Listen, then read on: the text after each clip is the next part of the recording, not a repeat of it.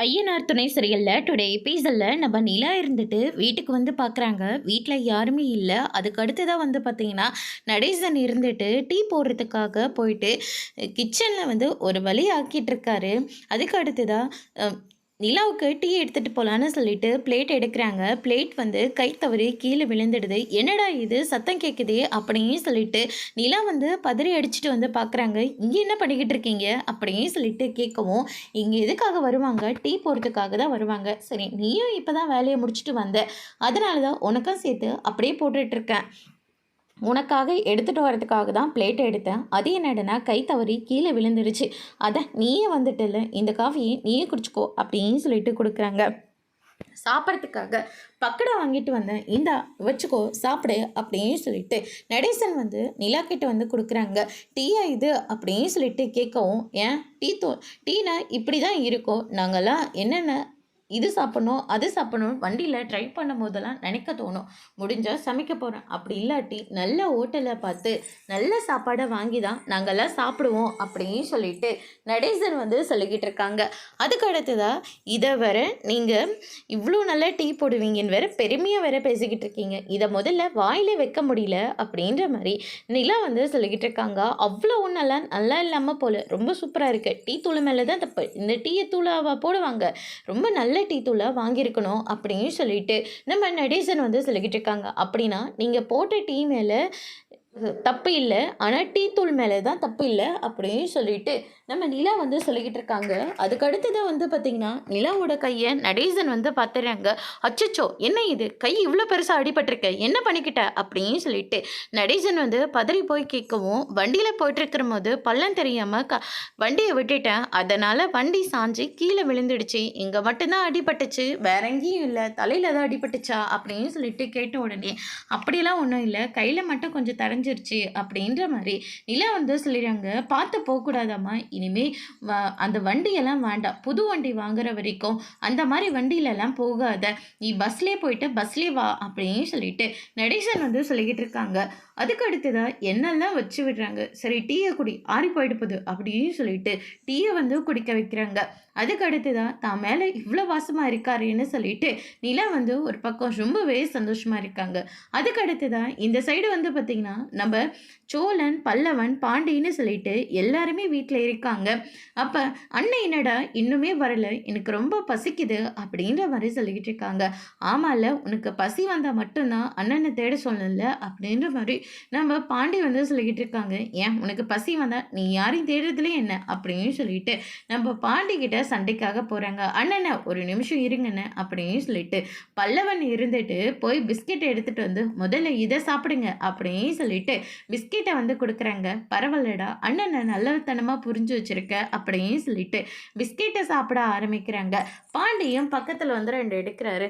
உனக்கு தான் பசி இல்லைன்னு சொன்னால் அதுக்காக கண்ணு முன்னாடி சாப்பிட்டுட்டு இருக்கிற போது எதுவுமே தெரியாத மாதிரியா உட்கார முடியும், கொடுக்கணும் அப்படிங்கிற மாதிரி நம்ம பாண்டி வந்து சொல்லிக்கிட்டு இருக்காங்க. அதுக்கு அடுத்து தான் நிலா வராங்க. நிலா வந்து உடனே பிஸ்கெட் சாப்பிடுங்க, இல்லை எனக்கு வேண்டாம், டின்னர் சாப்பிட போன நேரத்தில் யாராவது பிஸ்கெட் சாப்பிடுவாங்களா, டின்னர் வாங்கிட்டு வரேன்னு அண்ணன் சொல்லிச்சு, ஆனால் அண்ணன் இன்னுமே வரலை, அதனால தான் பசிக்குது, அதனால தான் இந்த பிஸ்கெட்டவே நாங்கள் சாப்பிட்டுட்ருக்கோம் அப்படின்னு சொல்லிட்டு நம்ம சோழன் வந்து சொல்லிக்கிட்டு இருக்காங்க. அதுக்கு அடுத்ததான் வந்து பார்த்திங்கன்னா இந்த சைடு நம்ம நடேசன் வந்து வெளியே உட்காந்துக்கிட்டு இருக்காரு. இந்த பணியில் வெளியே உட்காராதீங்கன்னு உங்களுக்கு நாங்கள் இத்தனை தடவை தான் சொல்கிறது, எதுக்காக இங்கே உட்காந்துட்ருக்கீங்க அப்படின்னு சொல்லிட்டு நம்ம நிலா வந்து சொல்லிடுறாங்க. நான் தான் உள்ளே உட்காந்தா இங்கே யாருக்குமே பிடிக்கவே மாட்டேங்குது, அதனால தான்மா நான் வெளியில் உட்காந்துட்ருக்கேன் அப்படின்னு சொல்லிட்டு நடேசன் வந்து சொல்லிக்கிட்டு இருக்காரு.